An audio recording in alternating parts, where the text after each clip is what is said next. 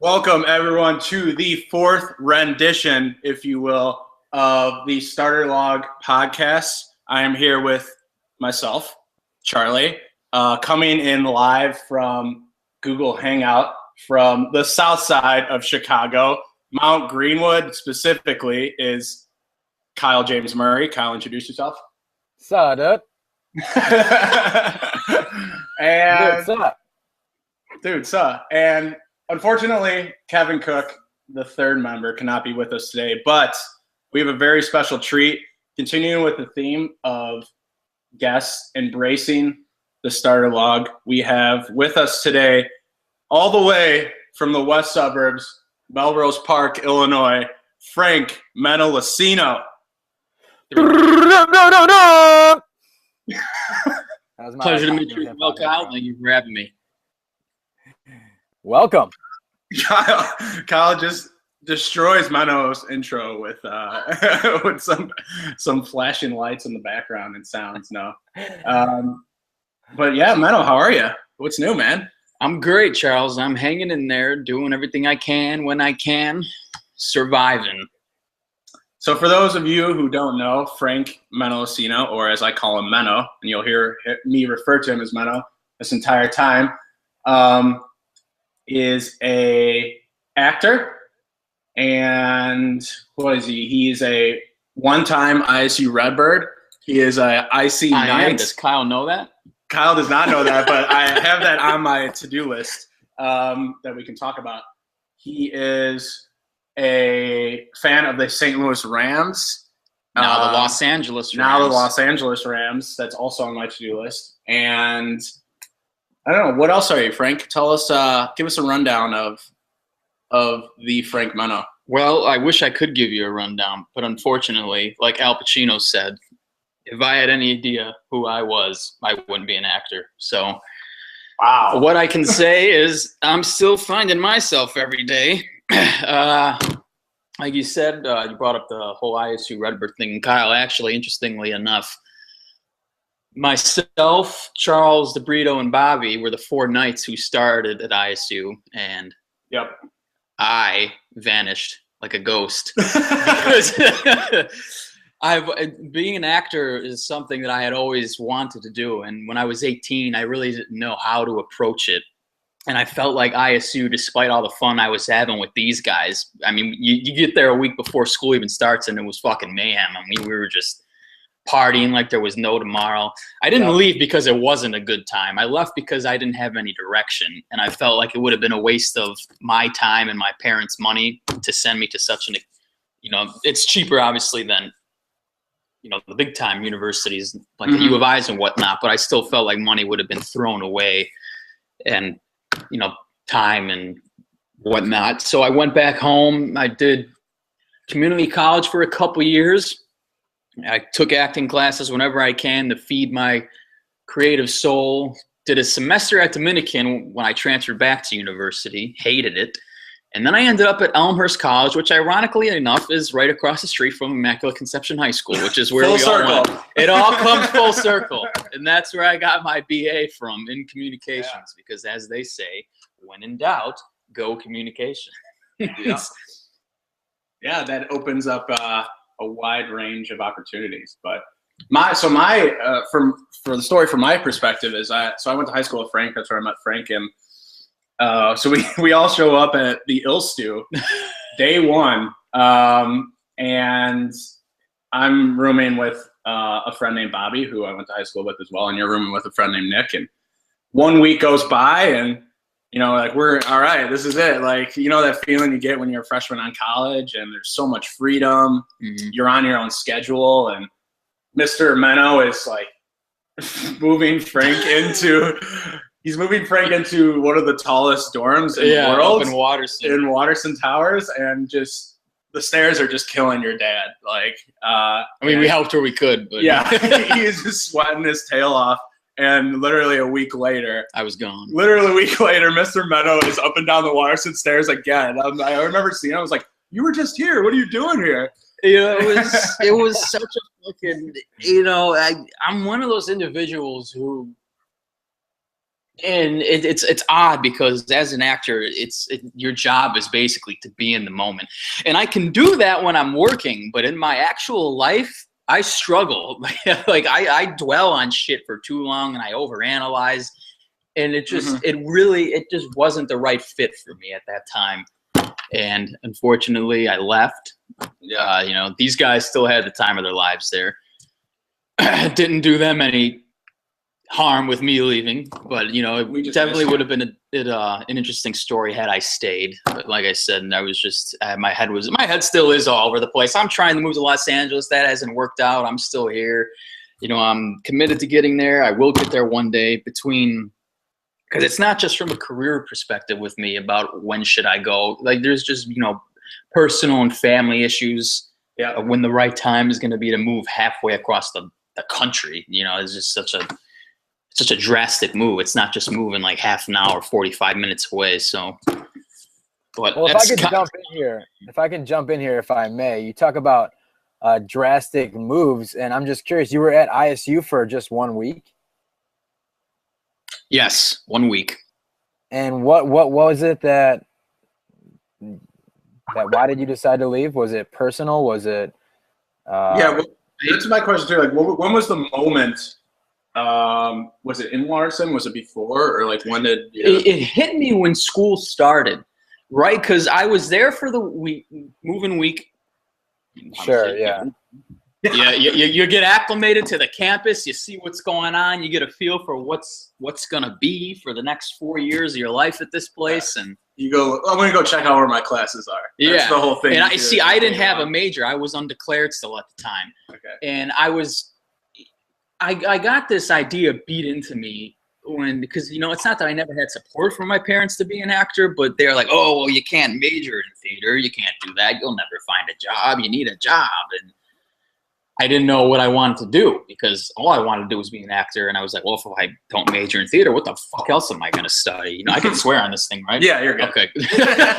so,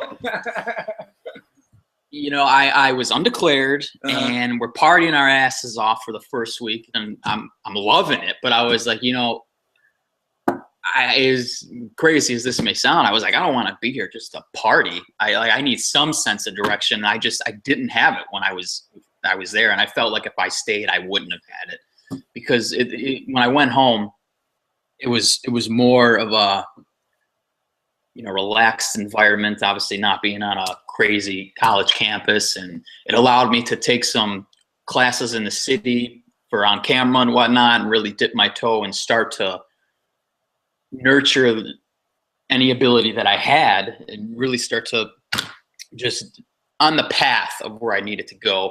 And it was just a much, you know, I hate to use this word because it pisses me off, but you know, it was the safer choice for me. And that's really what it came down to. And of course I regret it now in a way because my BA in communications, I mean, it's not like I'm walking around working some killer job, making great dough with that major. I could have majored in theater and I'd be in the same damn position I am now, maybe a little better off in my own field, the one I'm actually trying to pursue. But you know, I've done what I can. I'm doing what I can. I've actually got a couple of grad school auditions next week for MFA programs in acting, a couple of the top dogs. So just to see where that takes me, if I can get accepted into one of those, you know, one of the prestigious programs, could possibly take that up. So. Yeah, and if I may jump in, Kyle, I don't think, I mean, your path is just different, but it doesn't mean that it's wrong, in my opinion. And I mean, I know there's people that have graduated from from college and still don't know what the hell they want to do. So every person gets to that point in their life of you kind of have to make a decision of like what road you're going to go down. So It came early. I mean, it probably would have been more convenient for your dear old father if it would have came a week earlier. But I think you did it right. I mean, it's like I would compare it to maybe making like a big work mistake, and you're getting in too deep with like your lie almost, and you decided to kind of nip it in the bud. Even if that bud was, a week late, you nipped it in the bud and you're just like, this doesn't feel right. You could have tried to prolong it for a year or 2 years of school, and that was 2 years of debt that you would have accumulated for no reason. So, yeah, I commend you definitely for having the foresight and kind of the maturity to be like, even you stuck with it. You did it for a week. You saw it and you were like, well, this isn't me right now. I want something different. And a little thing about I guess just from my understanding, I kind of want our listeners or our readers, maybe if we have someone younger that's in college right now, it's a common misunderstanding I feel that people have that you need to major in the thing that you want to do, and that is complete farce. That's not true. That is the BS about the BA, if I will, and and I got a sociology degree. It has nothing to do with what I'm currently doing, and honestly, I feel that you should just do what you're passionate about, whether that's theater or music or communications, or if you like something and you love it, you should definitely get into it, because it's not only you're going to enjoy it more, but you're going to actively pursue it, and you're going to want to learn. And that's like kind of what happened. I fell into sociology, and I actually want to bring this up as the conversation goes on. I'm going to tie back a little bit from a specific topic in sociology, but I was passionate about sociology, so I found myself wanting to read, wanting to learn, and that definitely helped me stick with it. Sorry, so I didn't mean to digress there, but Frank, what was it about acting that you were attracted to? Like, how did you first get into it? Well, growing up, I was and I still am a huge movie buff. That was cinema was like my escape, and even music. But I never, got into music. Even though I know you mentioned earlier when we were talking before we got on the air how you're into music, and that's actually something I've been thinking about taking up recently, like as a hobby and another craft to start working on, just because it's so similar and the creative catharsis that can take place during it. Sure. But I grew up watching movies, loving them. And I can remember the exact moment. I was about 7 years old, and I was watching the original Halloween from 1978. Nice. Not necessarily a movie, some people will be saying a 7-year-old should be watching, about a serial killer. But I fell in love with first of all, the music. I think that's the best music in any movie ever, the score for that. I mean, it's just it sets the tone and just changes the whole scope of that entire film. And I found myself fascinated with the character of Michael Myers, just the effect that he had on screen. I mean, it was all presence, because there's a character with no dialogue. He literally just pops up, just shows up, just moves. And he's so crucial. He is the story. It's just like this force of nature. And I was just mesmerized by how that process on screen was coming across. And then I started watching, I come from an Italian-American background, so my father watches The Godfather like 3 times a year. So I love that movie. Like when I saw those films very early on in my life, and Al Pacino and Robert De Niro, I mean, how could you not fall in love with what they're doing on screen? And then that's what I always wanted to do.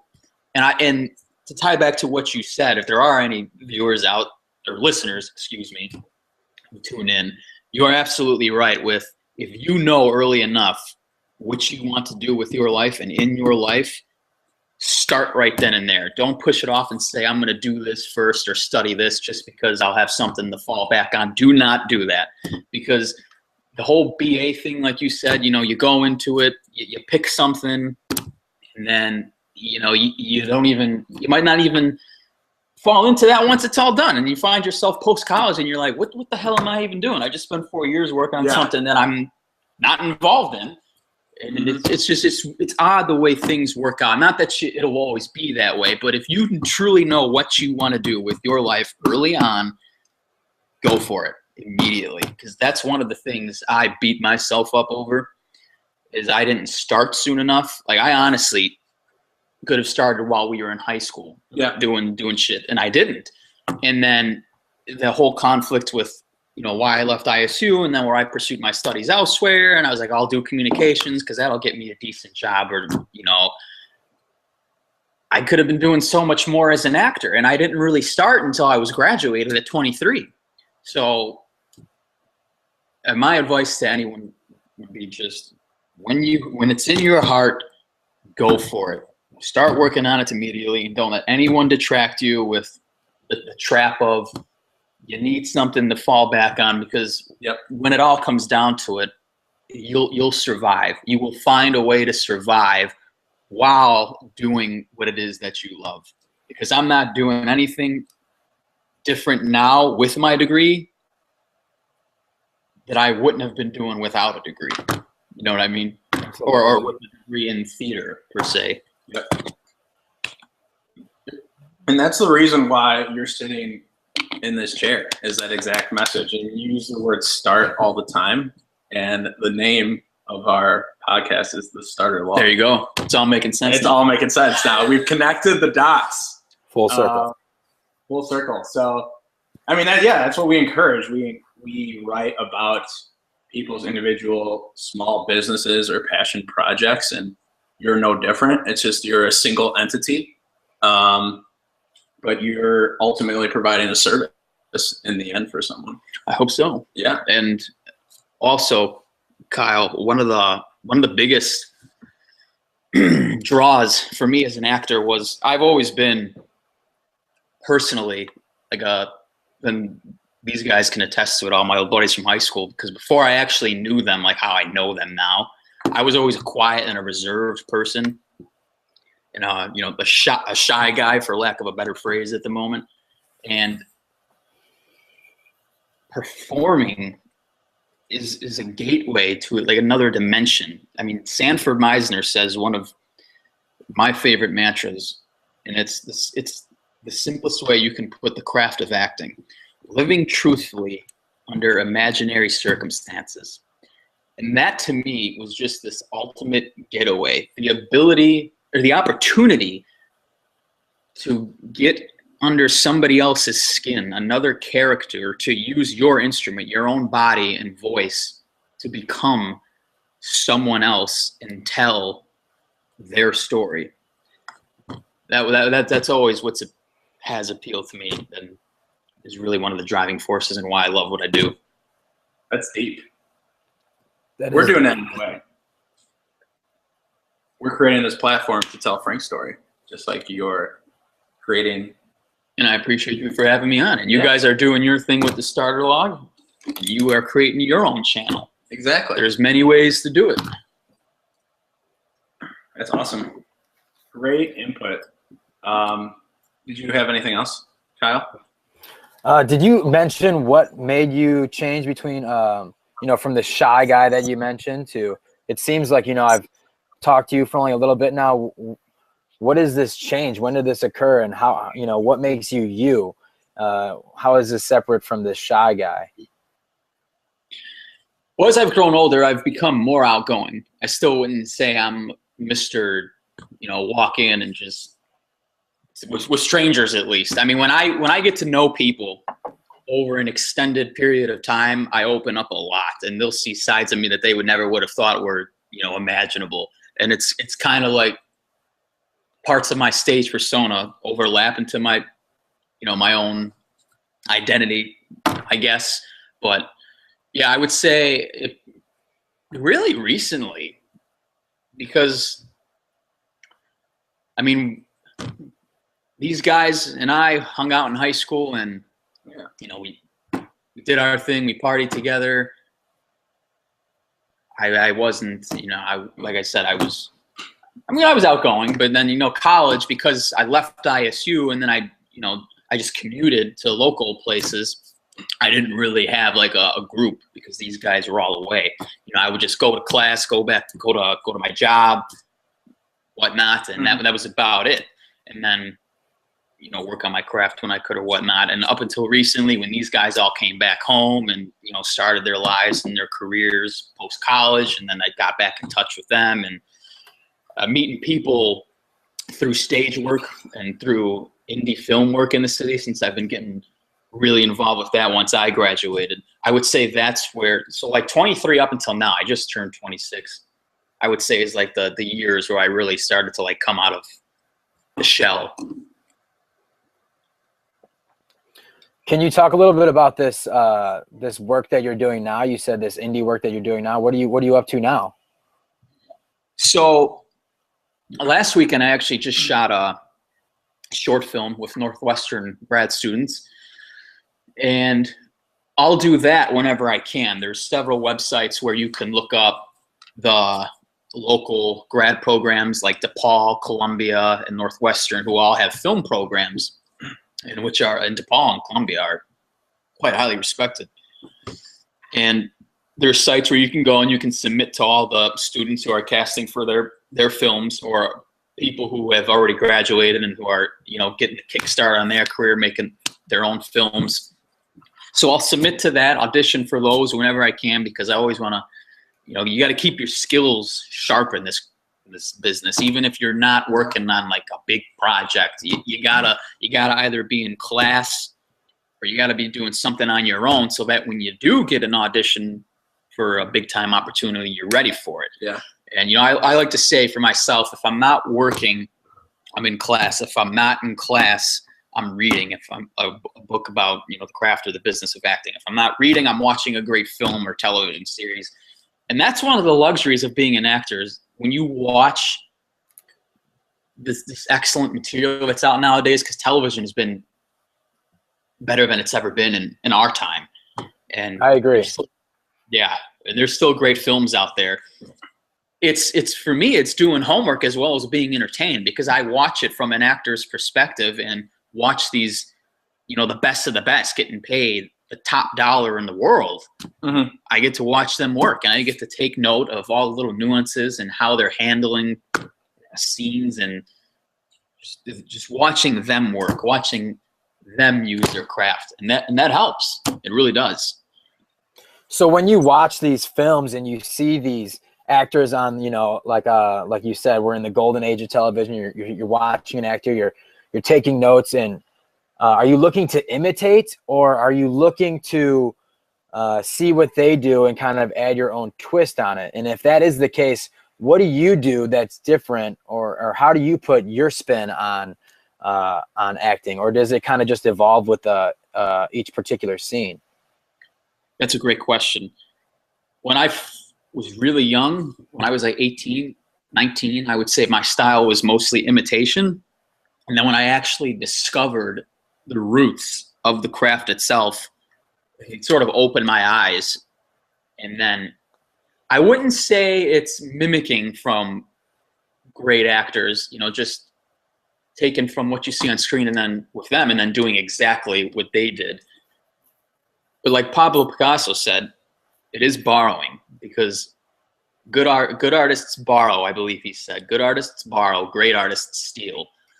And when you have such a rich history of American cinema like we do, and even foreign cinema, sometimes I'll watch foreign films because there's great stuff out there. You watch these people who came before you, and you just take little nuances that they do, and you just watch how they work.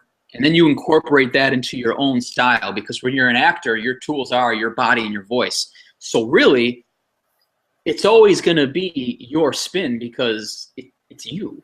Yeah. It's your body and your voice. So even if you were just trying to directly mimic somebody, it's you. It's your take.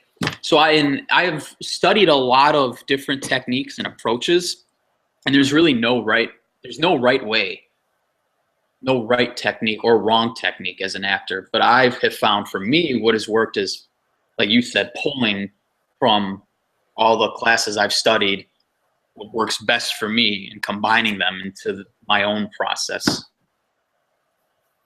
So as an actor, have you ever incorporated acting into your real life? Like, what is it that separates, where do you draw the line between what you're doing on stage and how you are in real life? And I guess what I mean by that is, you know, if you're in a social situation and let's say you're uncomfortable, can you just flip a switch and say, I'm going to act like I'm comfortable, cool, collected, and confident, and I'm just gonna run this scene essentially, but in real life? Do you know what I mean? Is there a fine line, or how do you differentiate the two worlds there? What's kayfabe? What's not?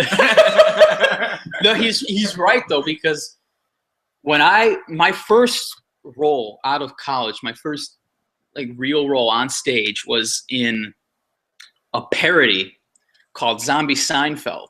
Yeah, and I had the role of Kramer. And while I was preparing and through the rehearsal process, I would find myself at home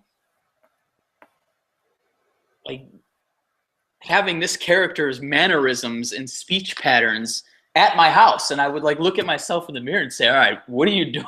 Yeah. Like, dude, you're not Kramer. Like, and then walking in the room for dinner, and you walk in the room like Kramer does.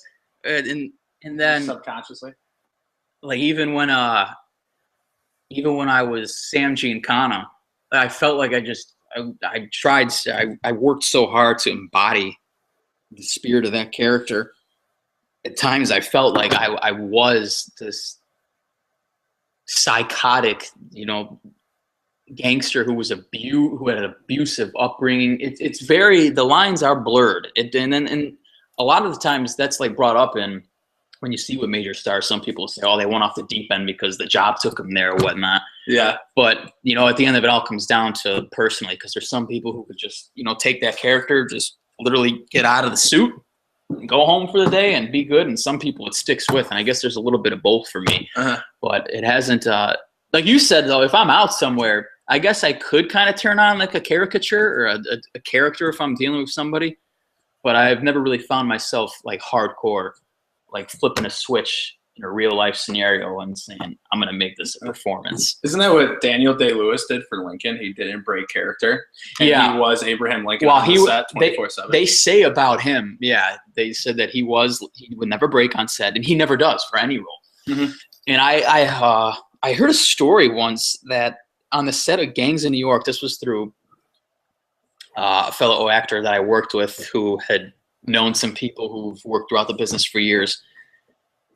He said that so Liam Neeson was in Gangs in New York at the beginning, right? And him and Daniel Day-Lewis have that opening battle sequence. And I guess Liam Neeson's call time for the day was noon, and Daniel Day-Lewis's now Liam Neeson was in the gym at 7 a.m. getting a workout in before his workday started. Yeah. And Daniel Day-Lewis comes walking through the gym, full-blown Bill the Butcher character. And I don't even remember what Liam Neeson's character name.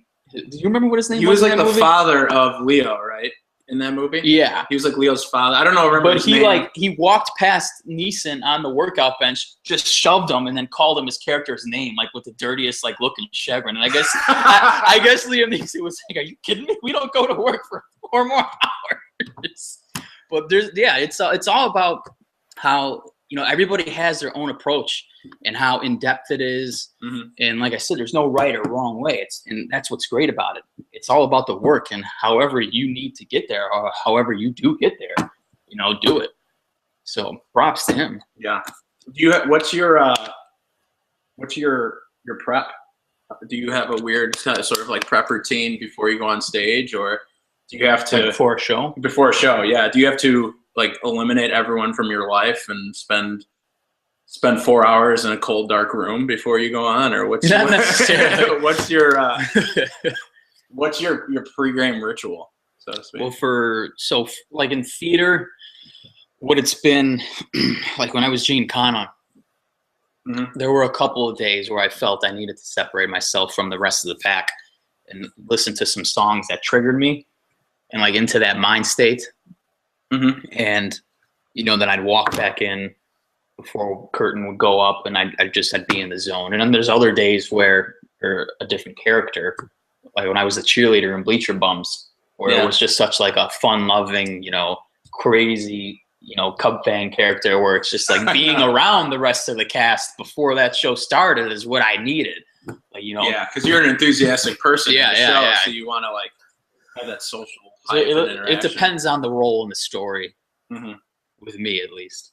The most ironic thing in the world is that you were a diehard Cubs fan when you in reality you're a Sox fan. And I went to that show, and it was in Naperville.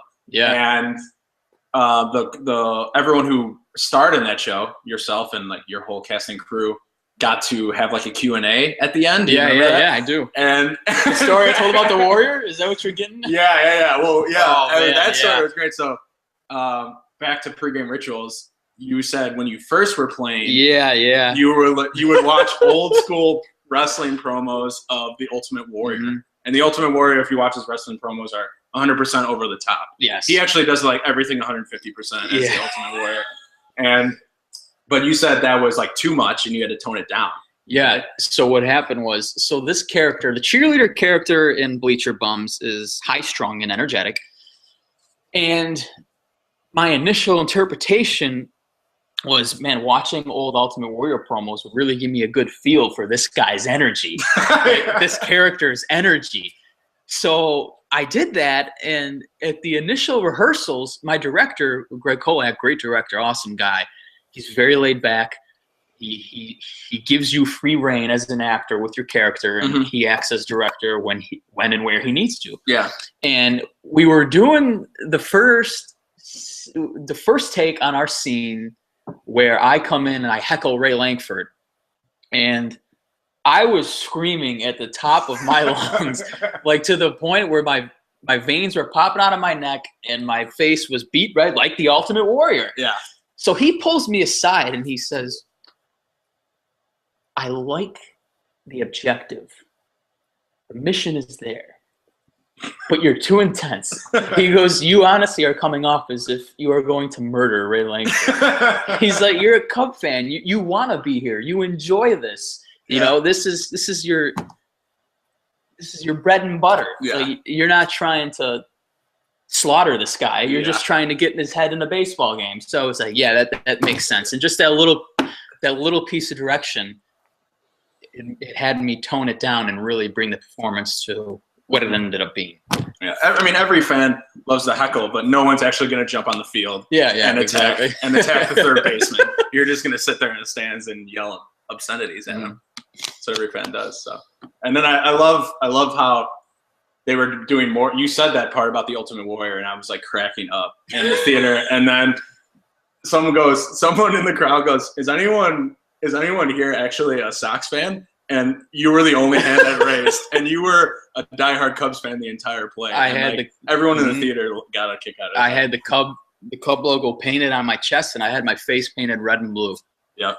Yeah. That's the most Cub you'll ever see me. Never again. If you weren't there in Naperville, March of 2014, you missed out. The only time we'll see blue and red. It was your first and final act as a diehard Cubs fan. Yeah, I mean, do you want to talk about some other of your works, unless you had another question, Kyle? Yeah, I just have one quick one, if you don't mind. So no, not at all. We talked a little bit about some actors already, some huge actors. You mentioned Al Pacino, Robert De Niro, Daniel Day-Lewis. Do you have a favorite actor, and if so, whom? And also, who is your favorite director right now? Do you have a favorite writer or producer or anything like that? And a little bit why, if you could. Absolutely.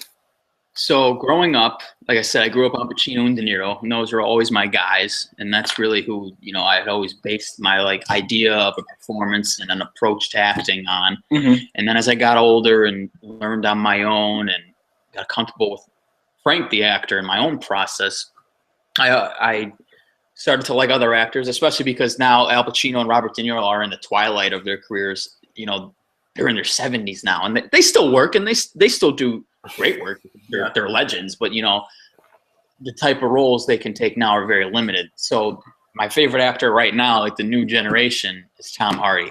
I love that guy. That guy's got such a subtle intensity, which is magic for the camera, because stage acting and screen acting, the craft doesn't change, but it's a different skill set in terms of your tools, because the stage is like Michael Shannon. He's another great actor, Chicago guy. He I love him in Boardwalk Empire. Yes, yeah, he's great. I saw Michael Shannon on stage in December at Red Orca Theater, which he founded 20-something years ago when he just started out with his friends in Chicago, and he was fantastic. I mean, it was 75-seat house, and to think like this guy who's a star, you know, getting, like big-time award nomination, still comes back home to where it all began to perform in a house of 70 people. It was just spectacular, like up close and personal with that presence. Yeah.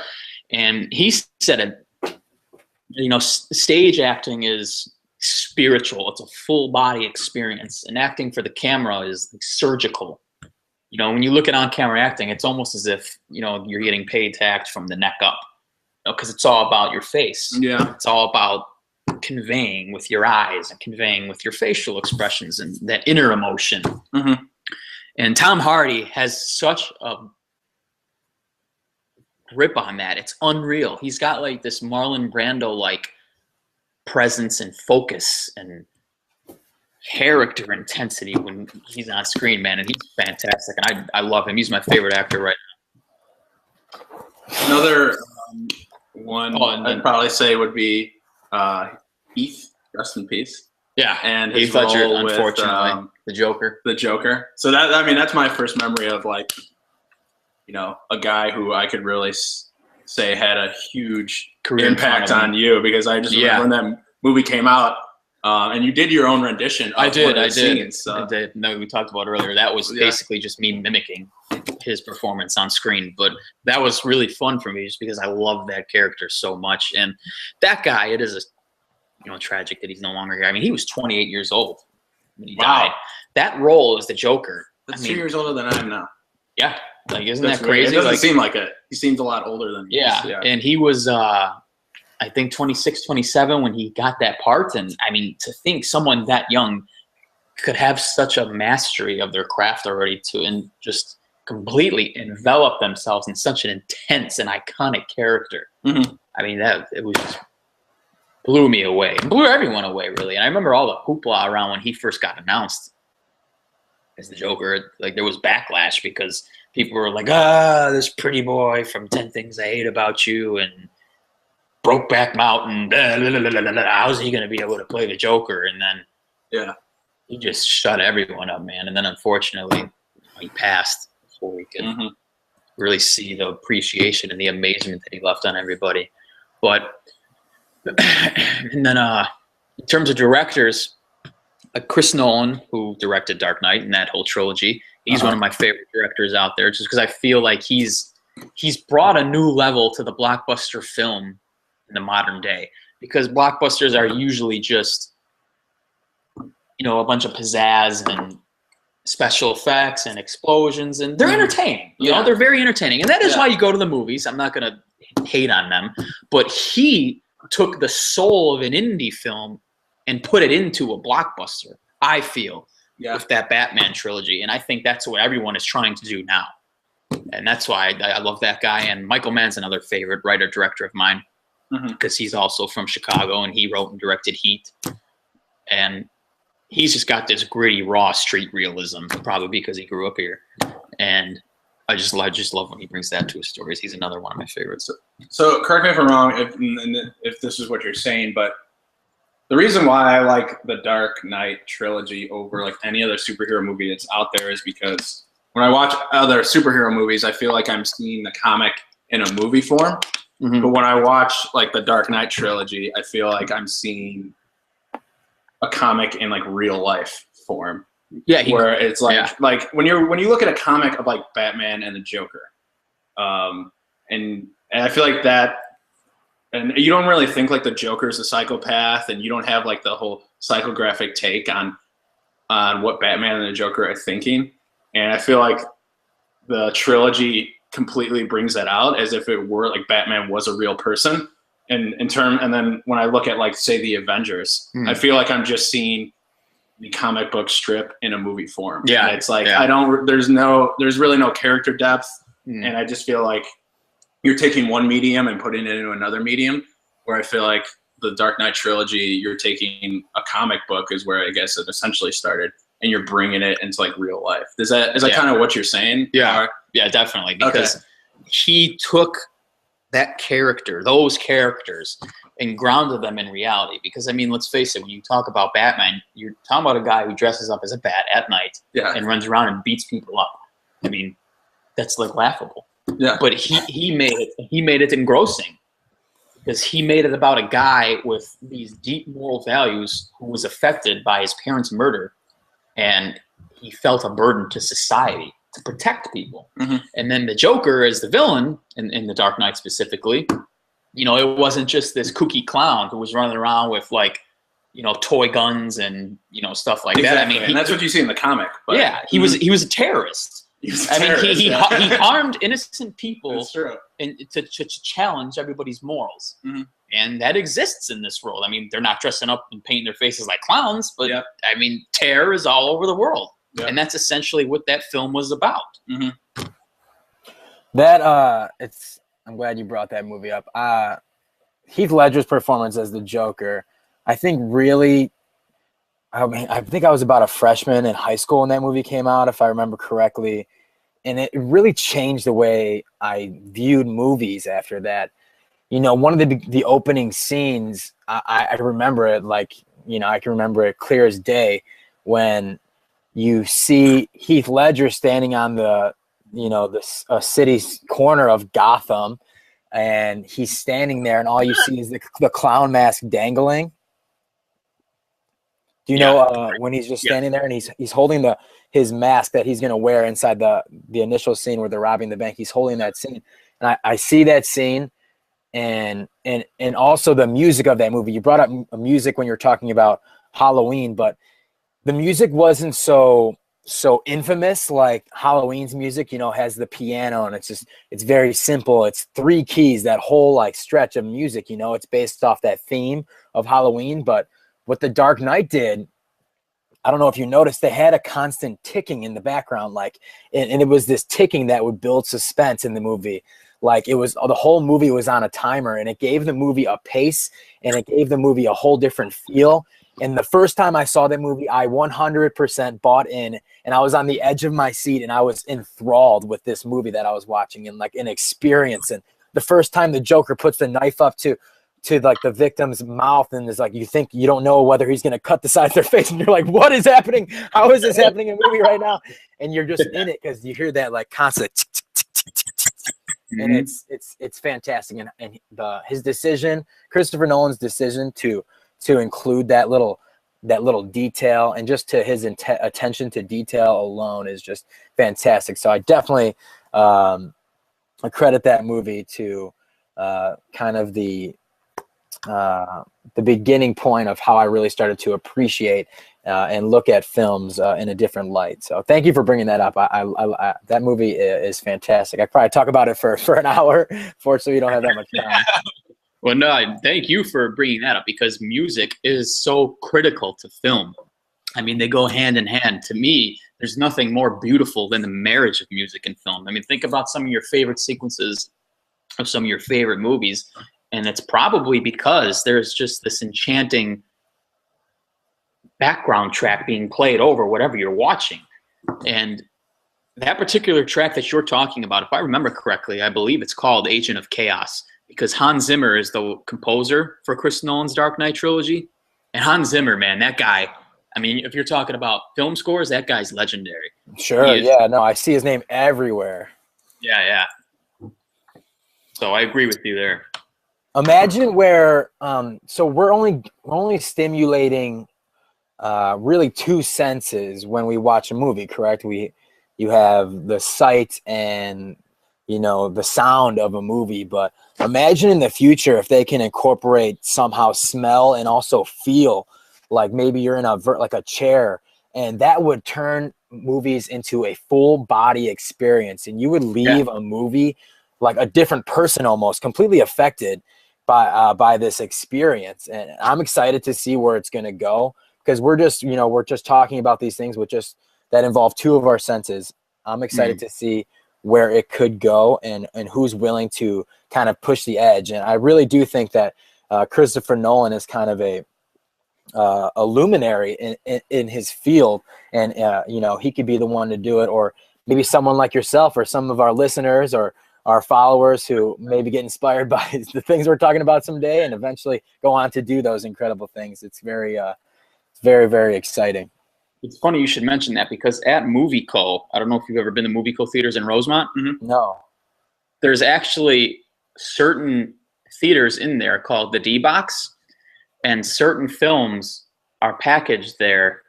And you go into this movie theater and you sit down, and the seats are accompanied to the film's action. So while you're watching it, these seats like rumble and shake to the action that's playing out on screen. So there's something similar to what you're talking about already kind of going on out there for like in terms of feel, Yeah. I think I've seen those D-Boxes before. I picture what Kyle's saying is that like 25 years from now, the person watching the movie gets to be like the ensemble of the movie. You know how the ensemble is like a group of people that like have a background part. So picture yourself like you're a teller in the bank or something, or like you're a person going to cash a check in the bank, but you're watching the movie, and they have you in a virtual reality scene, and then like you're taken hostage or something like that. Oh, wow. Yeah, that would be something. But you're still watching the whole movie play out. So that would be something. I don't know. When Kyle said that, I just thought of that for some reason. You never know, because, I mean, with the way technology is changing the industry, I mean, I wouldn't be shocked at all. I mean, I just watched a fantastic documentary not too long ago called Listen to Me, Marlon. And it's about Marlon Brando, and it's eerily narrated by him, because they took like these hours of tapes that he left behind where he would talk to himself and like self-meditation and whatnot. Really? So he's basically narrating his own story combined with like past interviews that he gave. And the beginning starts off with, before Brando died, they took a computer-generated image of his head and his face. And the film starts with this computer Brando talking as if he was still alive. And he said before he died, he was like, don't be surprised if actors are going to be extinct soon, because they're just going to create computer versions of us and you won't have real people anymore. And now I hope to God that doesn't happen, because I'll be fucked. I mean, what am I going to do then? You know, communications. You can do anything. But I mean, the way technology is changing and the way people experience film now. I mean, movie theaters itself. I was just talking with my buddy John Scatchell the other day. You know, the drive-in theater is an American pastime. And those are nearly extinct. We have one by us called Cascade in West Chicago on North Avenue. And they're talking about bulldozing it to put like a trucking stop there. And I'm like, I mean, really? It's already gotten to the point where people are so digitally dependent, and everyone just watches something on a screen, whether it's their phone or their iPad, and it robs the experience of, you know, going out and to a theater and this larger than life experience of taking in a film. And it's just the way things are changing. You can't stop it. It's just, you gotta, I hope it doesn't get to a point where what we're talking about kind of just renders certain components pointless. Yeah. Where robots take over and everyone is less social because they just stay in their house all day, and they never have anything to go outside. Yeah. So, Frank, you've talked a little bit about what you've been in as an actor. Do you have your hand in directing and producing as well? Good question. I've written a couple feature-length screenplays, and I have one in the process, and so I definitely write as well. I just produced my first short film last summer called Shadows. I wrote and directed it and performed in it with some actor friends. Actually, they were from the No Witness cast in Oak Park when I played Sam Giancana. Great group of actors. Kyle DeSanto played my brother, William Goff, Mason Absher, Jake Meyer, Matthew Gibson. Great pool of actors. They're awesome. And it was really a bare bones project. I mean, when you watch it, I spent so much time with it, man. And I put a lot of blood and sweat into it. But you realize, and obviously it was my first time really, you know, at filmmaking from every perspective, not just as an actor. Yeah. And the whole shebang. When you take into, and I only had like a Canon handheld, and my buddy Kyle, he was kind enough to bring his sound equipment. So he was the sound guy in addition to being the lead actor. And I was the cameraman and the director and the actor.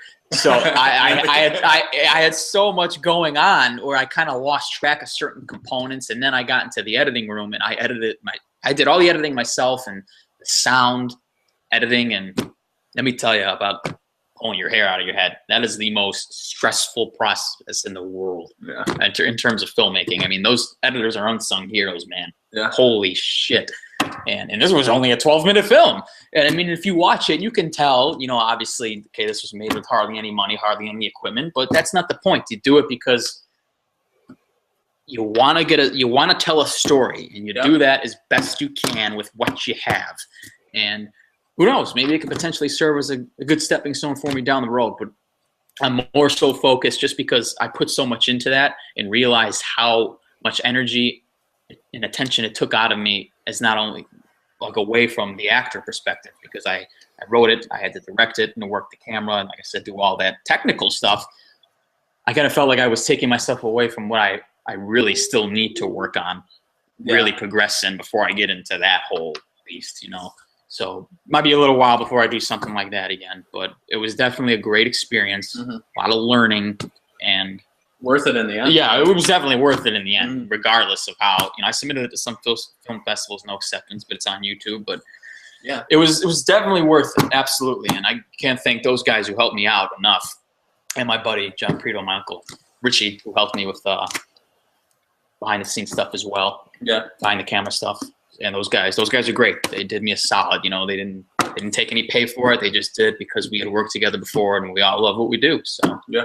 Yeah, I watched it, and we'll definitely link it in the description, so you know everyone can check it out. But cool. I enjoyed it. It was a good 12 minutes of my life, and very well done for using a handheld. I mean, I didn't even know you used a handheld, so yeah, it looked better than, you know, the home movies that I grew up making with just running around with a handheld camcorder. But you know, very well done, and had a little suspense. And at the end, is that something you just like thought of off the top of your head, or is that's something you dreamt? Well, crime is my favorite genre, and I wanted to build a short film around it. And working with Kyle on No Witness, I realized he'd be perfect for this character that I always had in my head, and that I also had for myself. So I based the story around their relationship, and however so briefly, and I wanted to bring the rest of those guys in as well to play a part. And that script evolved so much. I started writing it as soon as we wrapped No Witness in the summer of 2014. We didn't film it until the summer of 2015 because I had to gather some money for the little resources that I did have. Yeah. And I had to work out some legal doings with the locations and whatnot. And, you know, their schedules, the actors, really getting everybody together to shoot that thing. And it's a lot goes into it for 12 minutes. Oh, yeah. Oh, God, yeah. I mean, that was like 3 months of work just for that. And, like, you can see why the big-time people get that money. Yeah, that's true. And yeah, that script evolved several times. I changed it so much throughout the whole process and whatnot. But, yeah, and that's – TV film is intense, man, because I was a PA as well on Crisis, a television series that filmed in Chicago. And that was a really good experience for me because from a safe distance, you can watch the machine. You can see every single department and how they contribute to this product you're watching on screen. Yeah. See, to the general public, they're watching and they see the actors and they think that's it because that's all they could see. These actors telling this story on screen. Yep. But if you are there when it's going down, man, the actors are just a small piece of the puzzle. I mean, the director, the assistant director, the second assistant director, all the other types of ADs, the sound people, the lighting people, the electric people, the grips, the costumes, the makeup. I don't even know what grips is. It's just, there's so much. The transportation people. I mean, it's unbelievable. And you can just see how much hard work goes into filmmaking. Yeah. And man, I mean, you're talking every day you're talking at least 12 hours, at least. And it's usually always going to be longer than that. I mean, when I worked there as a PA, 16, 17-hour days. Wow. And think about the people who are part of that crew every day, because I was only on call for when they needed me.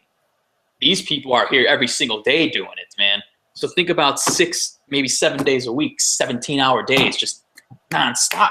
Yeah. I mean, it's intense. It really is. 25, 30 days of shooting, right? Well, that depends. That's like that would be like an indie film shoot. If you're talking about a major production, it takes months to film television seasons, and big time films, months to film those as well. It depends on the scope of the project and the medium. Interesting. Do you have any more questions, Kyle? I was gonna jump into a little bit of, I wanted to pick Meno's brain on Oscar predictions really quick, and then might do the shift over to sports then. Yeah, no, let's talk about some Oscar predictions. All right. I don't even know who's nominated, but I would like to hear from you, Frank, your predictions on maybe say 3 or the 4 top. Some of the Grand Slam categories. Yeah, some of the grand salamis, if you will. Definitely. Well, the Oscars this year are a bastion controversy because there were no nominations of color for any of the major categories. So this year has been like up in storm in terms of the Oscars in the news, like more so than any recent years. Yeah. And so in terms of predicting who's going to win out of who is nominated, when you talk about Best Actor, I think finally Leo DiCaprio is pretty much a shoo-in to win. He's been winning every other precursor award show lead actor award up until this point, and the streak is broken. It seems like it's going to be broken unless an upset happens and then he remains steals it from him, which I wouldn't be surprised because the Oscars are known for sometimes just having a monkey wrench come out of nowhere. And does that happen often, or can you usually predict? I mean, you can for the most part predict, but every so often a wild card comes out of nowhere. But I would say that Leo's he's gonna win it this year. That'll be a streak broken that you'll like, instead of another streak that we've touched on many a time. At this point, I mean, Leo, he should win. I mean, he's been around for so long. I mean, when you think about it, man, the guy's 40 years old, but his career is 25 years already, man. Think about that for a second. How lucky could you be to say at 40 years old, I've already had a 25-year career? Yeah. Like that's insane. Like he started immediately. Like I was talking earlier, I wish I would have started immediately. This guy, when he was a kid, just went right into it. His parents were taking him out, got him representation, and getting him auditions when he was a child. Yeah. And he parlayed that into greater roles in his teen years, and then he became a friggin' global mammoth superstar because of Titanic when he was like 20, and he's never looked back. But even that's the thing. People think like success like that happens overnight, and it doesn't. People always point to him and say, "Well, look at Leo. He was a star out of nowhere with Titanic," and it's like, well, no, he wasn't. Yeah. This kid was 8 years old auditioning for projects. Yeah, that's a 12-year difference from when he got Titanic. Like in those 12 years, there was a lot of hard work and a lot of rejection. But no one sees that. But no one sees that. That's the thing. And at this point, I mean, he's done so much. You knew he was going to get one eventually, and this seems to be the project he's going to get it for. Yeah. There's one quote that I like was said by a guy named Joshua Medcalf, and he said, "The light will reveal all the work you did in the dark." So all the work that he was doing for those 12 years, came to fruition. But it wasn't because he was sitting around just waiting, praying for that lucky. Yeah, exactly. Kyle, I believe on our last podcast, didn't you predict the same thing as well? I do think that Leo will walk away with the best actor or best performance by a lead. Is that that's the award, correct? Yes. Mm-hmm. I think that he will walk away with that. But Frank did mention underdogs, and I hear a lot of stirrings from down under that a film called Brooklyn is actually very, very good. I have yet to see it, but I hear phenomenal things. The odds, you can quote, or we can have Shawnee Covers back this up, but the odds for Brooklyn to win are 15 to 1 right now. Brooklyn odds to win are 15 to 1. I don't know. Maybe we each throw $10 on that. We're talking a pretty chunk of change if that comes up over Leo. Sorry, Leo, I had to do it to you. Hate to do it to you. Pretty. Best Picture is going to be interesting because it looked like after the Globes that Revenant was just going to sweep everything. Yeah. And since then, Spotlight has garnered a lot of steam, and so has The Big Short.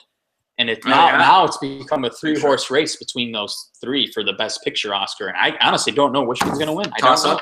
Because Spotlight, I think, won Critics' Choice, and Big Short won the Producers Guild.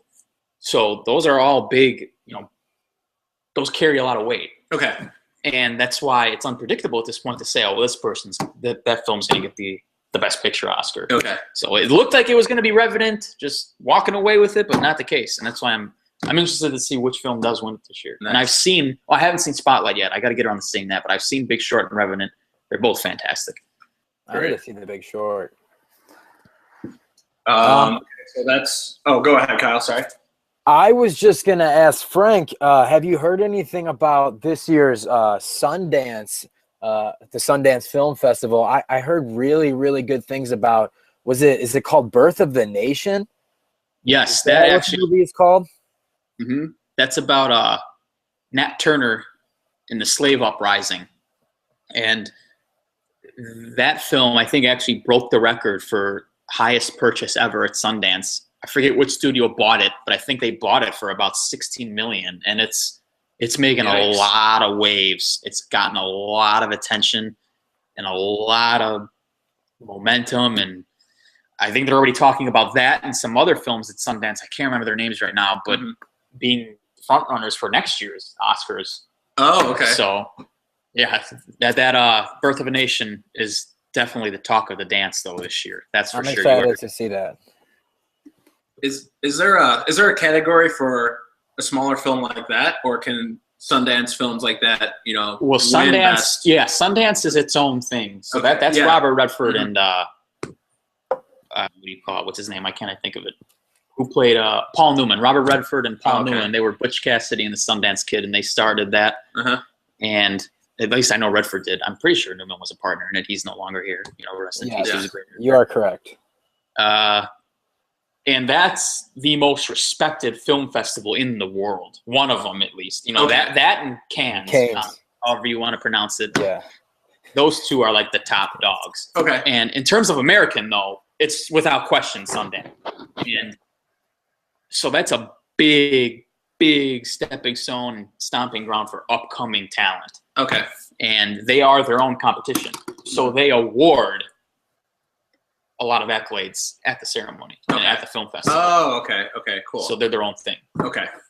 But is it kind of looked at as kind of like a minor leagues to the major leagues, or not necessarily minor leagues, because a lot of actors with reputable stars do indie films that will screen at Sundance. Okay. It's not necessarily, but in ways it is, because like I said, a lot of up and coming talent gets their start there. Okay. So it's like a combo of a farm system and I don't know really what to phrase it, because it's not a farm system, but it is. It's weird. Yeah. It's both. It's both. It's both. It's heavyweights wanting to make more character-driven and story-driven projects. Okay. And then new voices getting their platform to show themselves.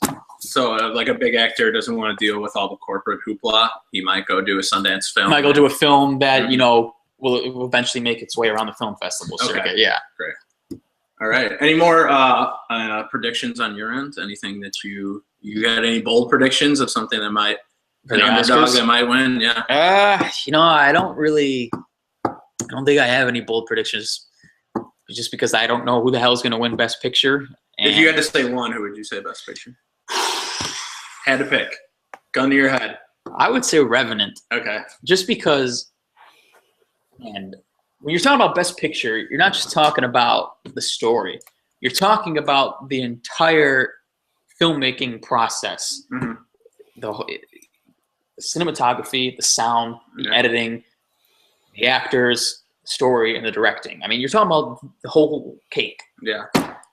Taking that into account, I don't see how Revenant can't win just because it's such a technical achievement. I mean, it's a simple story. It's a revenge story. You know, that's not what captivated me.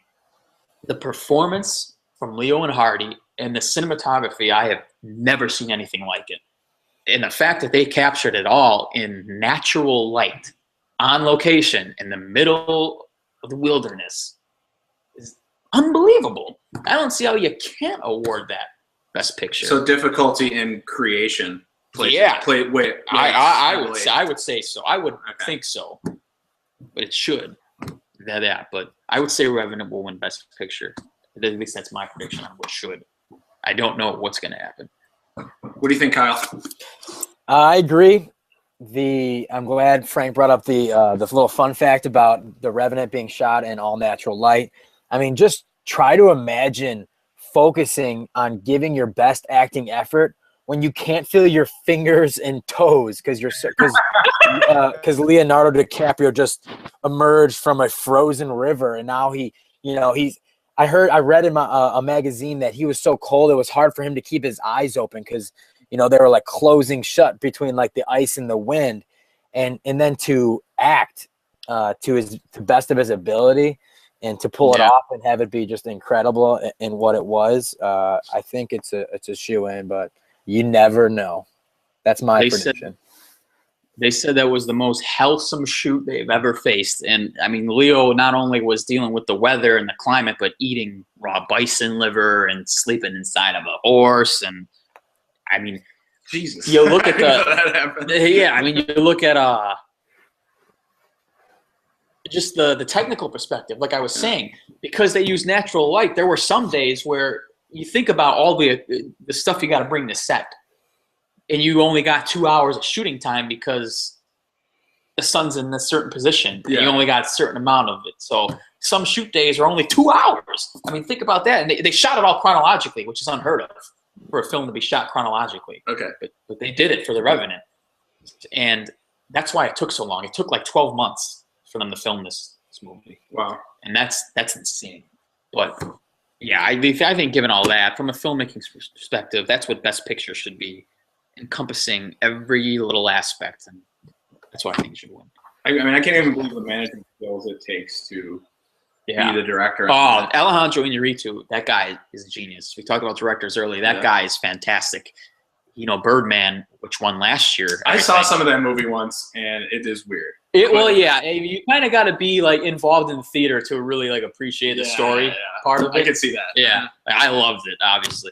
But yeah, that guy's incredible, and his cinematographer is out of this world. I mean, if that guy wins the cinematography at the Oscars like he should this year, and I think he's going to, it'll be the third year in a row he's won a cinematography Oscar. Because he won last year for Birdman, I forget his name, and he won the year before for Gravity. That movie with Clooney and Bullock in space. Yeah. So, yeah, that guy's a magician with a camera. We'll say that. Awesome. Kyle, do you have any more film cues on the top of your brain? No, I'm fresh out. All right. So shifting gears here, we're going to start it off with, I want to hear your take on the precious football team that you enjoy to watch every Sunday. I'm going to give you the floor, and we're going to talk. I'm going to let you – I want to hear your thoughts just on as a Rams fan. Okay.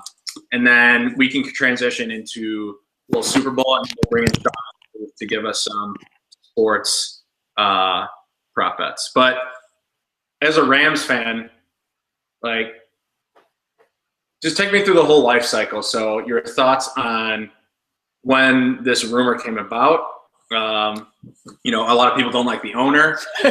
Keep the swear words to a minimum. And then now as a Rams fan, like, what do you do? Like, what are you going to do personally? Because I've heard so many different opinions. Some people are like, oh, I'm going to be a Chiefs fan now. And then I personally don't agree with that, but that's just my opinion. Like, my team's not moving. You know, I'm a Bears fan, exactly. But, so it's easy for me to judge. But take me through the whole life cycle, start to finish, of this whole move. Here's the thing with me. Okay. Obviously, I'm not from St. Louis. I don't live there. I never have. So why are you a Rams fan? Let's start there. So growing up, Marshall Faulk was my favorite player.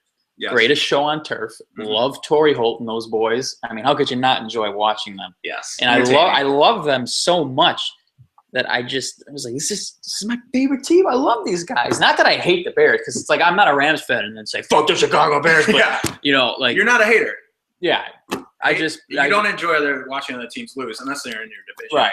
I just chose to be a Rams guy. Yeah. And nothing wrong with that. And it's funny because like football is the one sport where I don't associate with like my home upbringing or the region, you know, because Rams and Miami Hurricanes, but everything else, Blackhawks, Bulls, White Sox. Yeah. And I think that's unique though. I mean, no one's forcing you to be, you don't have to, you can be from here. Right. As long you've shown loyalty to a team. I think as long as you're a fan and you maintain consistent loyalty and you upkeep with your team, you know what the Rams are doing every Sunday. So, you know, I'm not forcing anyone to like the Bears, but I can respect you as a fan as long as you know what's going on. You're loyal. So with the whole move thing, I was a huge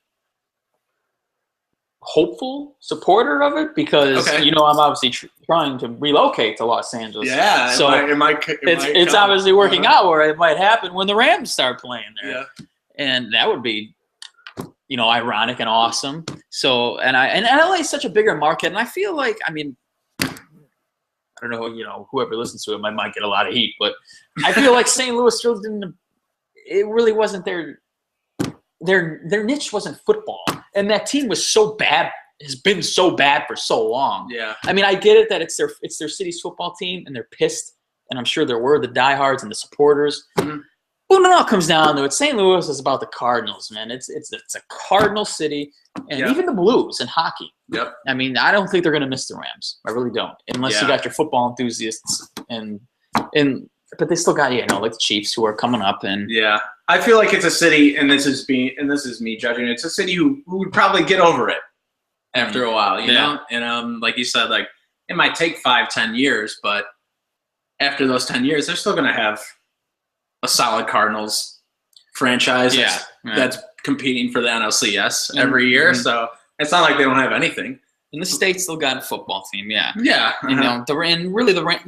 It's the best thing for the Rams as a franchise because they've been in a black hole in St. Louis ever since Kurt Warner and Greatest Show on Turf left in the early 2000s, and they've been historically one of the worst teams in all of sports, not just the NFL. And there's just been so much inconsistency with the management and the coaching and the drafting. And personally, I think they should clean house now that they're going that way. They need to get rid of the GM, the coach, and start anew. And I don't know if I should get into all that, but I think fresh slate. Yes, and especially in that market. I mean, a lot of people. I'm talking to people who are saying it's not going to work in LA, and I was like, how is it not going to work? Yeah. It's LA. I mean, that's interesting. They support their teams. There are supported, and I mean, that's where the Rams were for all the years. That's true. They were in LA and the Raiders were successful when they were there. Yeah, you know. So I mean, I think LA will be able to support a NFL team just fine. Yeah. I mean, it's the entertainment capital of the world, and the NFL literally owns a day of the week. Yeah, like I mean, they're one of the biggest. I mean, you know, it's sports, but you know, it's entertaining to a lot of people. And how is a team in the middle of La La Land, the entertainment capital of the world, not going to succeed? No, that's true. I mean, I don't know about I don't mean to interrupt. I don't know about from a performance perspective right from the start because they got a lot of problems. But I mean, in terms of just generating fandom. In a profitable market, I think they'll be fine. Yeah, they're in a good spot. But yeah, like you said, the NFL, people shut down on Sundays. Yeah, it's like any other sport where people don't want to be bothered on their Sunday because all they're doing is watching NFL football. So you're sticking with them then. I'm sticking with them. loyal. Yeah, LA Rams. Yep. Yeah, I already got my Eric. I've had my Eric Dickerson and LA Rams hat. I'm just waiting for him to make the move. That's a jersey, right? That jersey. Yeah, the old school. I wore it to the draft last year. Yeah. Okay, that's where I saw it. But I mean, I have a couple of friends that I know who like want to jump ship to Kansas City, and I just don't feel like that is. I don't know. I feel something like that's something I would do because, like you said, it's still the same team. So it's like I feel like it's this. You're committed to those guys really as players. And what if the Rams in LA get good all of a sudden or start becoming good? Because they do have some talent there. They've got talent. Yeah. Are the people who jump ship to Kansas City? Are they going to go back to being a Rams fan now? Like I just feel like your identity should lie with the team you've always rode or die with. Right. Well, that's how it was when, I mean, obviously we weren't around for it, but from observing and reading history, that's how it was when the Dodgers left Brooklyn and went to LA. All those people in Brooklyn were pissed off, but, they still loved the Dodgers. Yeah. And they still followed them, even though they were all the way across the country. So it's kind of similar. Yeah. You're really a fan of a brand, right? No matter where that brand is. You're really a fan of a brand because the players change, the management changes, the coaches change. But no matter what the guy looks like, what shape, size, or color he is, if he's wearing that jersey, aren't you supposed to root for him? So that's kind of my take. I don't know. I hope the St. Louis faithful, they have a reason to go to LA now. What's so bad about that? Kyle, do you have any take on this? Being not so much of a sports guy, I don't get the whole allegiance to anything sports. It sounds like you guys are just, you know what, you don't want to hear my cynical take on it. I'll just leave it at that. I'll hear. I'm all about cynical. Let's hear it. All right. I don't see the appeal. I tried to buy into the Bears this year, or the past couple of years, and if I'm buying into a Bears team, I'm affected as a person. If like the Bears do bad, it'll be Sunday night. I'll watch them Sunday night. They'll get crushed, and I'll be like feeling it until I'll be feeling the loss until the next game. Why am I letting my silly allegiance to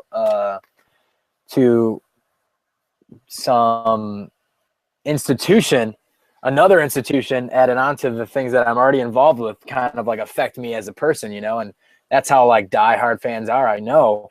And it just doesn't do it for me. I never really completely bought into a team. And at this point, I probably never will. So if the Chicago Bears wanted to be the Cupertino Bears tomorrow, I'd be like, all right, good riddance. I don't need you anyway.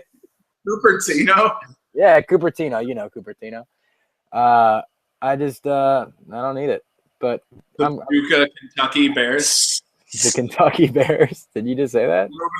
Kentucky, moving all Soldier Field. Oh, Paducah, yeah. It's just a small town. That's Kyle's hot take. That's Kyle's hot sport take for the day. Hey, man, you're showing the other side, so I appreciate it. Yeah. All right, shifting to the Super Bowl. So, Panthers and Broncos. Frank, who's going to win and why? And if Sean, would you please join us over at the table and prepare? It's not time yet. I want to hear Frank's take on it first, but if you could please join us at the table, it'd be much appreciated. I will ask Sean though, since he is. Gentlemen, how are we doing? Fantastic. Johnny How are Covers, welcome. Hot as a pistol as usual. Shawnee Covers has joined us, and 91-0 against the spread this year. So, what is your actual record, if you don't mind me asking? 91-0. 91. We'll leave it at that. We don't need to go any further. No more streaks need to be broken up. Yeah. So we'll get to 92. There'll be more in between before the Super Bowl here, but that'll definitely add another one right there. I want to hear who you guys like. Who you guys are picking right now? Just all bets aside. I'm gonna go with the Carolina Panthers just because it's two powerhouse defenses. Which yes, and when it comes down to it, one quarterback is going into his prime, athletically unstoppable. It would seem that he's just got too much he can beat you with, and on the other side, You got a guy who has broken down to the point where this is it. This is his last rodeo. Last hurrah. As he said, his last rodeo to Bill Belichick, right? I just don't think he's going to be able to pull it off, especially his track record in the past when he was in his prime in the postseason. He's always come up short. And no disrespect to you guys, you Bear fans in the room, but really his only victory was against a team that shouldn't have even been there that year. I mean, Rex Grossman was the quarterback. Come on.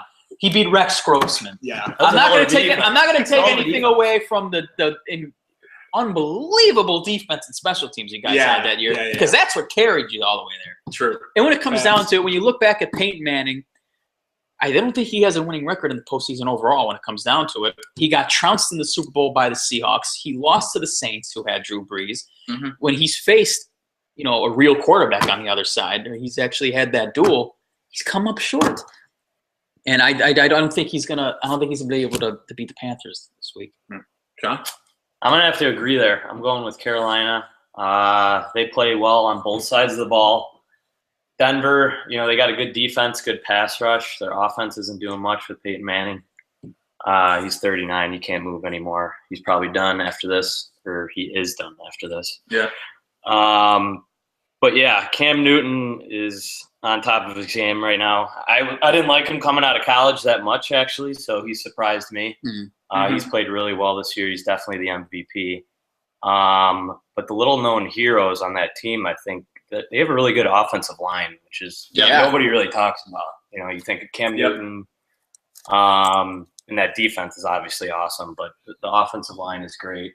So they can control that side of the ball, do a decent job against, Von Miller and DeMarcus Ware. Yep. But I think the key is Denver's got that pass rush, which they were able to get to Brady last week. But Cam Newton can move around, make those guys miss, run for first downs. Tom Brady can't do that. Yeah, exactly. It's one element they didn't face. Run for first downs or just get away from them for a couple more seconds, and that gives the receivers another second or two to open up on a double move or something like that. Yeah. So, I just think they're a force to be reckoned with right now. So I got them, and I got them covering the spread. But we'll get into that. Yeah. Kyle, what do you have?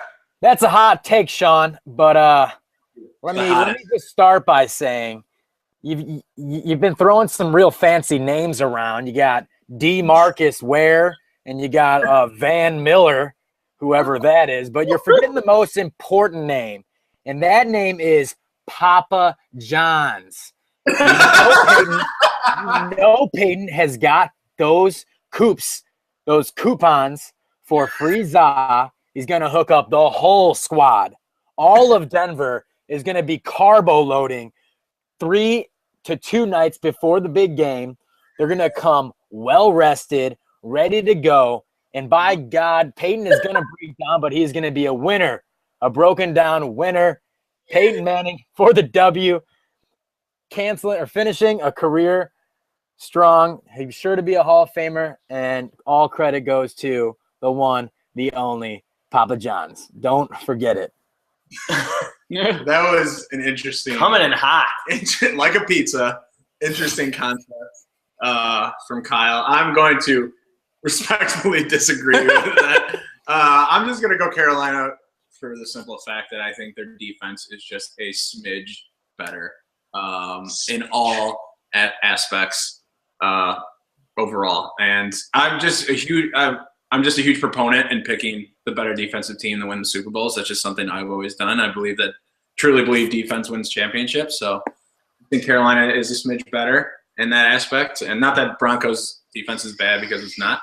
And I guess Cam Newton has showed me a little maturity this year, something he has lacked in the past. Definitely. So I'm just going to go with Carolina. But the pizza concept is definitely interesting. Hopefully we have a prop. That's pies in Chicago, right? Yeah. For sure. But let's segue into Shawnee covers. He's got all the spreads written out on his neat little piece of paper here. So Sean, break them down for us. I want to hear just the overall spread, your opinion on it, what you're taking, and then get in some wacky stuff. Yeah, we got some prop bets coming here, especially for Kyle, since he's not a big sports guy. We'll get into some That's where Kyle makes his money. Coldplay, Beyonce halftime. It's going to be nuts. All right, so the spread opened at -4.5 for Carolina. That has moved 1.5, so now the consensus is at -6 Carolina. So basically, we've seen all the money coming in on Carolina. Everybody's betting them. That's why you see the spread move up a little bit. Sports books want to even that out so they can make money. It's easier for them to do that way. 6 is a big number here, but I just think Carolina's that good. Like I was explaining earlier, I think they're still going to cover this. I have them winning 27-17 for the reasons like I explained earlier. Could even be a bigger margin. I thought Arizona was a really good team. They blew the crap out of them. That was the most. Yeah, that was. It was really a blowout against Seattle. They just kind of laid back in the second. Yeah. So they blew out 2 good teams. Stampeded. So I am going to still take them at the number right now, -6. And we have an over-under at 45.5. I have Carolina 27-17, so I'm going to go with the under there. And that's how you make money. ShawneeCovers.com. $299 a day for those free picks at a premium. Website currently shut down, but we're trying to get that back up and running. A couple financial problems, but we'll get it going. We'll link it in the. Yeah, we'll link that up. So, we'll get another win on the board. You'll have all that money in no time come this Sunday. So use it for your Valentine's Day. Exactly. Take your girl out. Exactly. Tell them that Sean. This is on Sean right now. There you go. That's how you make the money. We can get into these prop bets here. So I got a bunch to go over. The first one I have, start off with a couple Peyton Manning ones. Ooh. Big Papa John's guy over there. Get ready for these. Will Peyton Manning announce his retirement after the game? So the favorite is no, and the underdog is yes. We could go around the panel here, maybe say what we think. Yeah. I am going to go with no. He's just that type of guy that wouldn't make his mind up on that too quickly. I think he's smarter than that. Yep. So I think he already has it made up in his mind that he's not going to come back, but I don't think he's just going to go quickly and tell it right away. So he'll take some time just to make sure, 'cause he's that type of guy. Yeah. He doesn't really have a flair for the dramatic, so I'm going to agree with that. It's interesting because I agree with those sentiments, but I feel like if the Broncos were to pull out a win, he might say something like, on the podium. He might. That's a good point. But I don't think they're going to win. So for that reason, I'm going to say no, he won't say anything. Kyle? I am going to say yes. Peyton Manning is going to, first of all, he's going to win. Second of all, after he wins, he's going to call out the fact that he is the permanent doughboy and then bring up the fact that he is the Papa John's ambassador. And not only dough, as in he's been making that Super Bowl cash, but he's also flipping that pizza dough for Papa John's. He's saying that he is gonna retire on the spot because he's gonna win, and he's just gonna say, "That's it, I'm done. I'm just a Papa John's guy now." I actually can't wait to see what he does when he's done playing. Like, you think he's gonna go straight to the booth? I think he has a future in commercial acting, honestly. I love all of his.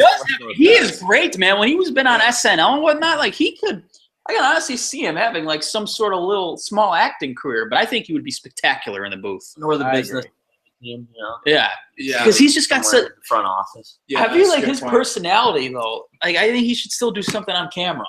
He's the best of both worlds. I mean, he's personable and he's analytical. So yeah, he can really do whatever he wants. Maybe he just wants to manage a Papa John's.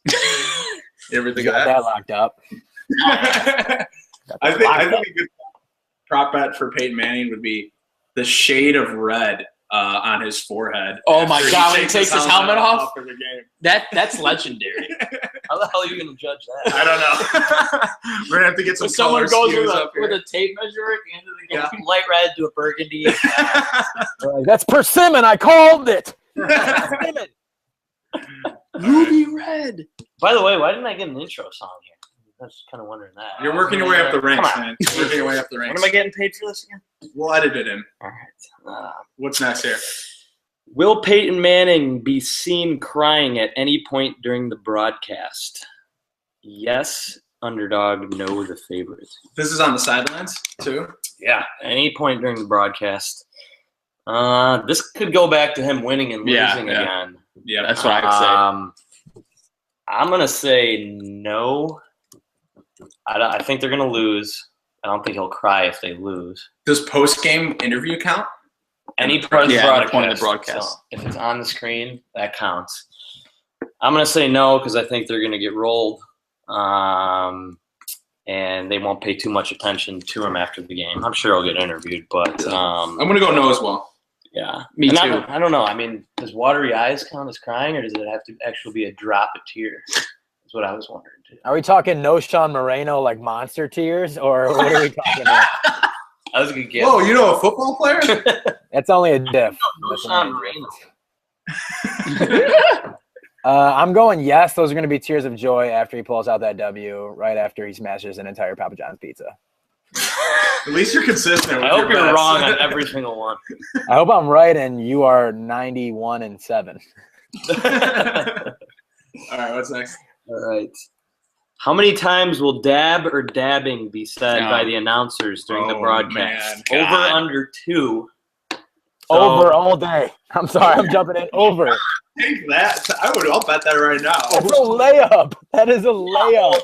big key here is Jim Nantz and Phil Simms. Oh. So Jim Nantz is going to mention it once. And Phil Simms, I think he probably still doesn't even know what a dab is. There's no way So Phil he's says it. been awful this all year on the broadcast booth. So. I'm going under with Phil. I'm going to say under. With I think that Nantz team, is going I'm to going mention under. it once, and then that's it. Phil Simms is bad in the booth, but you don't think he'll make a mockery of it? And maybe he says it. Maybe he tries too hard and like says it a couple times. Probably forgot already what that is. Is he? Yeah. Really? It's not. He'll just call it celebrating. He won't go into the, Yeah. oh, he's doing the dab. There it is, Jim. He seems like that really out of touch dad. Like He you have that is. one friend whose dad has just has no idea what's going on. You're like drinking in his basement and he doesn't know. Yeah, he's lost a step over the years. What about you, Kyle? See, the scenario where it's going to happen is, I predict the final score. Sean didn't ask, so I'll just let you guys know. 17-14 Broncos. One of the touchdowns that the Panthers will score, Cam will run in himself, and his celebration will be the dab. And they won't comment on his celebration of the dab. They'll comment on other people in the audience dabbing, and then that's when they'll bring up the dab. That was very well thought out. So you're going over dabs? Over dab. I'm gonna go over dabs too. I'm gonna agree with you on something. Thank you. And I'm gonna over on dabs. All right. Now we have, will Steph Curry be shown on the TV broadcast? So for those of you that don't know, he's a big Carolina Panthers fan. Went to Davidson, which is in North Carolina. And obviously he plays for Golden State, so right in the area where the Super Bowl is. Is he going? Does he have a game? I'm gonna say yes. He's too hot not to be on. Yeah. If he doesn't he's have a the game. MVP, No. so I think for sure he's going to be shown on the broadcast. Absolutely. That's a lock right there. Kyle loves Steph, so Kyle. No, he's not going to show up on the – he's not going to show up. Sorry, they're not going to show him. All right. Will Mike Carey be wrong about a challenge? Does he have a reputation for being wrong a lot? Mike Carey? So, yeah. Have you been watching this year? I swear. I watch a lot of Red Zone. I swear 5 times Yeah, I've watched that's all this I year. watch. They brought him in as the NFL rules specialist. And Oh, he's had a yes. different, Correct. outcome on the calls than the officials on the field. So Mike Carey is not officiating, but he's the guy. And yeah, they're gonna bring him in like they have yes. been all year. Okay, and he's So- been wrong on a lot. Yeah, from what I've watched. Apparently his numbers at like 90% right, but not from what I've been watching this season. So I'm gonna say yes, because he's gonna be in the bright lights and the spotlight. I think he's gonna show big time. Miss like 2 or 3 of them. Super Bowl controversy. He'll miss one. I'm gonna side with Mike Carey. I believe he's got it enough. I'm gonna say no. Kyle, do you know who Mike Carey is? Yeah, yes, he's bald. Yep, that's accurately describes him. And he has like a small to medium mustache. Yeah, right on. All right, Kyle just Googled him, but it works. I am going to say that there will be no challenge calls during the Super Bowl. Ooh. Oh, I like that. You win some money if you get that one. Mhm. What color will the liquid be that is poured on the winning coach? Ooh. One of my personal favorites. This right is here. a good one. This is one I think I bet on. Blue for sure. So, well, I'll go in order the favorites to the underdog. So the top is orange, blue, clear, yellow, red, green, and purple. Clear? Is that? I don't understand that clear one, but remember that? Remember those mini Gatorades? They had like It's called water. Yeah. That one was awesome. I don't know if you could. I'm still gonna get go that with now. blue just because it's Carolina's color. I figured they'll have blue Gatorade. Good idea. Wow. That was so well said. I think I'm going to agree with you there. I also like purple as an underdog, though. Kyle. Purple sneaky, one of my favorite colors, but I've already actually made this prediction. I'm going blue. Carolina. Is that blue. 3 blues? Yeah, it's gonna be blue. It'll definitely be some. What's the name of that Gatorade flavor? Glacier Freeze. Is it? Yeah. Arctic blue? Or like Yeah. Arctic Zone or something? Yeah. Those are Arctic really- Freeze? I've been watching the game tape over the last 5 years of all the Gatorade baths they've done on the Carolina Panthers. And believe me, there's a lot of yellow. A lot of yellow? Yeah. I'm going yellow. I'm putting all my money on it. Don't even need to go to ShawneeCovers.com for that pick. When you put the time in the film room, it pays off. Yes, So. it does. Still going blue. Who will the Super Bowl MVP mention first? Again, the favorite up top. God, team, city/fans, coach, or family? I love this one, but especially here's a story. I think it was 2 Super Bowls ago. This was bet in the room that I was in, and Russell Wilson. I don't think he won MVP. Oh, we were at Brendan's house. We were at weren't Brendan's house. We were, and I guess it wasn't the MVP who said it, but Russell. There was a bet on this. Someone said God, and someone said teammates. Yeah. And the person who asked Russell Wilson the question set him up to be teammates. Said something along the lines of like, your teammates had to have played a hand in this victory, and gave the microphone to Russell Wilson. Russell Wilson shut teammates down and went straight to the man upstairs. Mentioned God right away. Of course he did. So I thought from then on I was like, oh, I love this prop bet because it was such a flip of the script. So I don't know what I'm gonna pick though. Yeah, I don't think Cam's religious, is he? No, he likes God. Does he? Okay, well then it's going to be God. So, And it's gonna be Cam's Cam. gonna win. yeah, MVP, he's going to win the MVP, so- and he'll thank God. I think you got to go with the favorite here. I'm going with God too. Did you answer, Kyle? Is Papa John's on the list for honorable mentions, or what's the odds there? That's a good wild card choice because Cam's Yeah. a major ball buster, and he might want to say something and poke a little fun at the Denver Broncos, like when he called Donkey Kong Sue before they played the Lions. He's a bit of a ball buster. He was right on. He might say, "I'm too. gonna go eat some Papa John's to celebrate." He might say something like that. Sneaky pick. The odds of Papa John's winning are 742 to 1. I just checked. Is that true? Put a 10 spot on that one. There you go. I'm just gonna go. I don't know what Peyton's gonna say. He's probably gonna say he's going. No, Peyton will not go God. No, he's going teammates all day. Yes, Peyton's going teammates. That's why it's so far down. Maybe Because he'll they know hum he's his not little nationwide hymn. The first thing he does. Oh, I forgot that they're one of his sponsors too. All right. Which song will play first during the halftime show? So these are all Coldplay songs. They're on first. According to the sheet. Yes. Okay. I don't know who made this sheet, but It's your handwriting. that's on my paper. That's not eggshell white. Adventure of a Lifetime. Is that the one they just came out with? You hear all over the commercial. I don't even know. that's the single. That one? All right. Fix You, A Sky Full of Stars, Viva La Vida, Clocks, Speed of Sound, Head Full of Dreams. I don't think I've heard that one either. And Paradise. Paradise.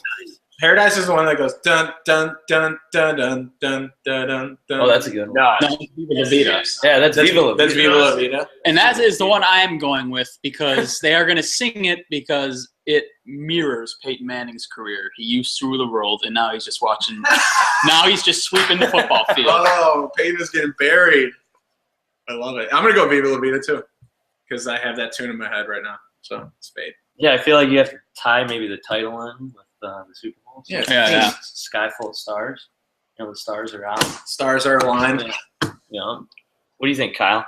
Ah, man, Viva La Vida does have such a energetic opening, and it's so recognizable. That's hard to shy against, but I'm going Paradise. Ooh, call. Even though that's the dog in this one, so we'll see about that one. We need more dogs. We got one more for all the ladies out there. What color will Beyonce's footwear be when she comes on stage for the halftime show? Charlie, I know you've been doing your research on this. Or maybe call Margaret. She might know something. We might have to phone her in, but maybe at a later time. Phone a friend lifeline, millionaire style. I'm going to say gold because of Super Bowl 50, and there has been gold 50s everywhere. And, you know, her whole outfit might be gold, but I'm going to go gold shoes for Bay. Ooh. I'm going to go with I'm going to go blue, just because I feel like her and Jay-Z are going to be all over Cam and the Panthers, and she might try to show off a little Carolina love. Yeah, he had that album. Was it blue album? Blue label? Blueprint. Blueprint. Yeah, There you go. Blueprint. That makes sense. Kyle, what do you got there? You guys are so wrong. She is wearing black shoes. Everyone knows that. How do you not know that? She's wearing black shoes. This bet is a layup. It is such an easy bet. She's wearing black. Everyone knows. I think I'm going to go gold, too, though. She might come out in that Austin Powers costume. And, you know, Foxy Cleopatra. Oh, a lot of women. Rocket. So that's all I got. All my picks are guaranteed on the website once we get that running. Once we get it back online. Yeah. Couple technical lawsuit going We'll on. be back, though. Sean, real question, though, before you leave. Yep. Can I place some bets through you? Yes, of course. I mean, Okay, thank you. money, That's all. That's all. Okay, all right. Well, if you like money, then that's the only criteria you need. I always cover. Remember that. Johnny always The covers. C stands for covers. Everyone knows that. Your viewership is going to go up a ton now that you brought me on. So, And traffic to your site is going to go up a ton if it ever comes gets run, alive. So. All right. Well, we've taken enough of your time, Logger Nation, but want to thank special guests, Frank Menolascino, a good friend of mine, and I felt like you told a great story today and did a hell of a job. So thanks for coming on, Frank. Want to say thanks to Sean, who got up off the couch and came over, walked over here, and gave us some interesting insight into the prop bets that are going to be going on. It's fun to partake in them if you really don't like football. So I would suggest partaking in them because they'll make your Super Bowl party experience a lot more fun, and you might even win a little bit of cash. Kyle, do you have anything you want to mention to the Starlog Nation before we end this beautiful podcast? I do want to say that I had a wonderful time. Thank you, Frank, for providing a little insight into who you are and what you do, what makes you tick, and also further contributing to the fuel that we like to provide here at the Starter Log. Thank you very much, Kyle. And if you and Charlie don't mind, I actually want to say one more thing before you guys sign off that I feel will kind of really kick into what you guys preach and really believe in with the Starter Log. I'd love to hear that. So oftentimes when I go out and I'll meet people, and I truly hope that there are some listeners who take notes of this who may be actors or maybe just anyone who's following through on their dreams or aspirations and what they really want out of life.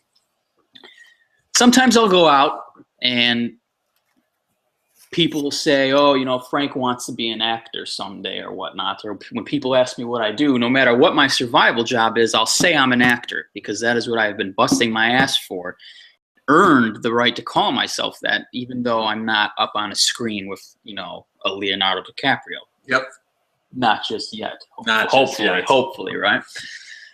So just to all the aspiring artists out there or other actors or, like I said, anyone, Do not let anyone tell you that you are or are not something just because you may be at a certain stage in your life or your career. Because there have been times when I've been out and, you know, I told this girl I was out of the bar one night. I said I'm an actor, and she looked at me with this face like a stupid look. Like, are you serious? Like, is that a joke? She was like, what have you done? And it's like, you know, you don't get it. You don't understand. And what does it matter to you anyways? Are you my mother? Yeah. Like, you know, it's not what it's about. You know, you're out there, you're hustling, you do what you got to do, you grind, you take your opportunities when they present themselves to them, you attack them as best you can. And I just want to say again and reiterate, do not let anyone get you down or make you feel any less adequate because of your current position or what you are working towards, and you might not be there yet. Don't let anyone detract from it. That's all I want to say. I couldn't think of a better closing. So that was fantastic, Frank. Thank you for sharing that with us. And I completely agree with that. Thank you, and Kyle, again, for having me. This was incredible. I thoroughly enjoyed being here and talking with you, gentlemen. Kyle, it was great to meet you. Charlie, old friend. Yep. Thank you. Well, hopefully the next as well. Kyle. That's all. That's all that needs to be said. I appreciate those closing words. Thanks a lot, Frank. Had a lot of fun today. Hopefully the next time we have Frank on the starter log, he is coming in over Google Hangout from Los Angeles, California. Yeah. What do you say? All righty. The next time you go there, we're gonna have you back on. Does that sound good? Sounds good. All right. That is it for today, guys. Have a wonderful day. And we will see you soon. Cue the music. Of mythical proportions. The Eminence front.